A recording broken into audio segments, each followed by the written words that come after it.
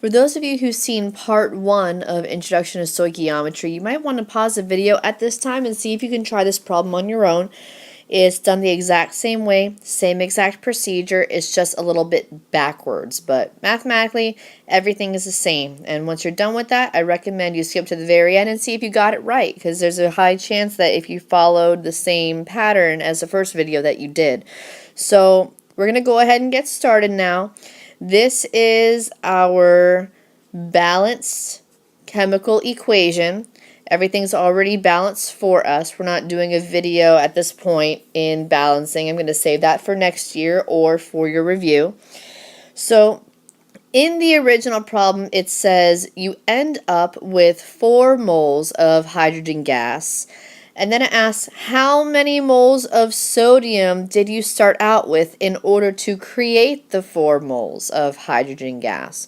So just as before, we always start off with what's given. So I'm going to start off with 4 moles of hydrogen gas, H2. And just like before, I'm going to use the same colors. This is what's given. This is what I'm starting off with. And my conversion factor is going to be the ratio between how many moles of hydrogen I have and how many moles of sodium I have.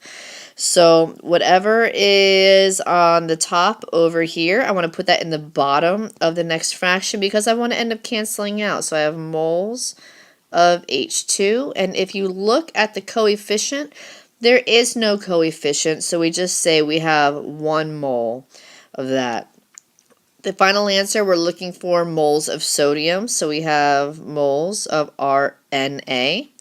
And in this balanced equation, the coefficient is 2, so for every 1 mole of hydrogen produced, that means we started off with 2 moles, so double that.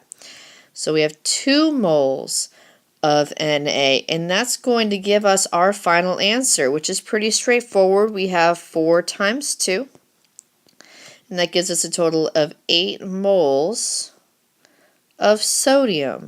So if you go back and you try to understand the context of this question, and you can look at a few other things as well, but we'll start off with the original question.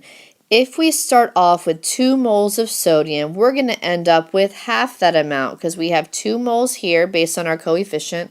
We have 1 mole of hydrogen gas here. So if we have a 2 to 1 ratio, then we should start off with double the sodium that we have for hydrogen.